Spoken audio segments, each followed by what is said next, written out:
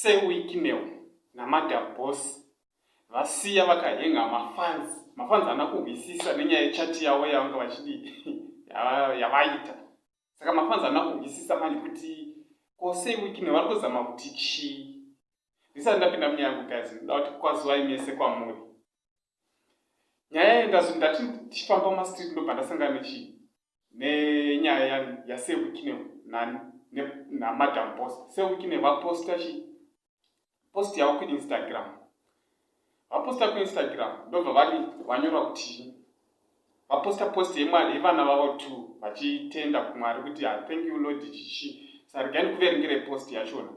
Saka vana vachona ndo muri kuona kumaside uko. Post yachona yanga yakanzi, Dear Lord, thank you for my children. I know they are a gift from you. Daily I need your strength and wisdom to train them in the way they should grow and know Jesus is the way, the truth, and the life. Lord, please give me the patience and a joyful heart to raise them to be educated and successful individuals in society. Let them be an example of your love and forgiveness. Thank you, Almighty Father, for the honor of being a parent. Amen. Then Madam Boss vakanyora vakapindura vakati vana vakura ava zvikanzi naseWicknell. True, my sister, God is the greatest. Just worried kuti get racho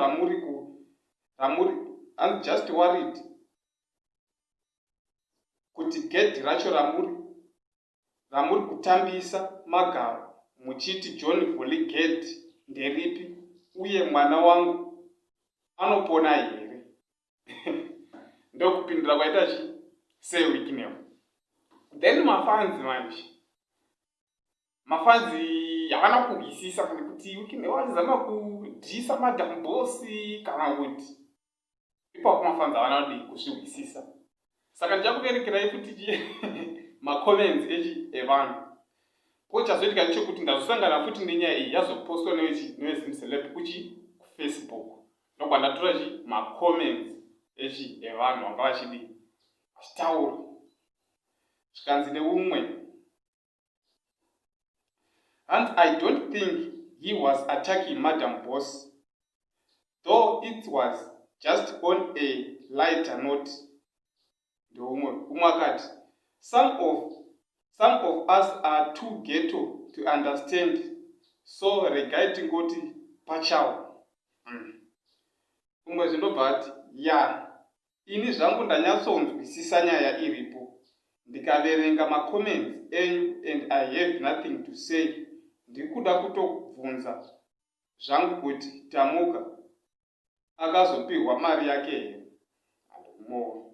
Zvikanzi nomwe, seems like Wicknell was emphasizing on the life behind the celebrate life.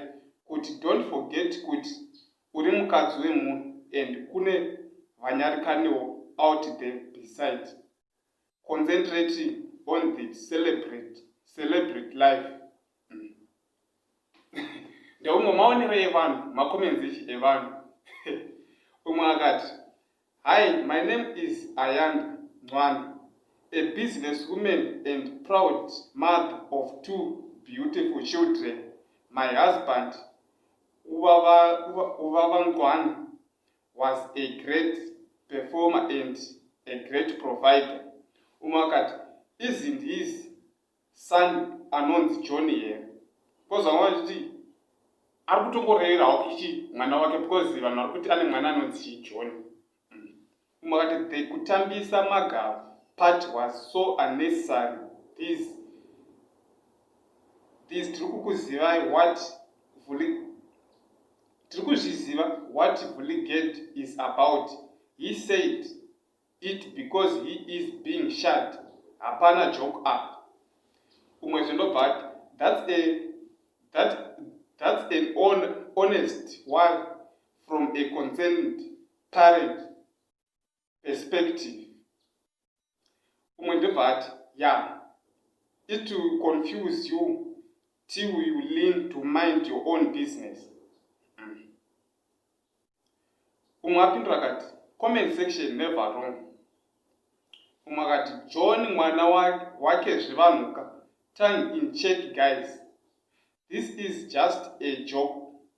Umwe akati, say Wikinoi to the world. Umwe akati, if you know, you know. Saka guys, ndonyaenda kunayo guys chiti mafans anakuhisisa manje kuti say Wikinoi vari kuzama kuti chi nekupindura kwavaita chi Madam Boss. Vari kuti vari kuzama kumuka Madam Boss. Guys, pakaiva ndochandangoya nacho. Tichiti thank you.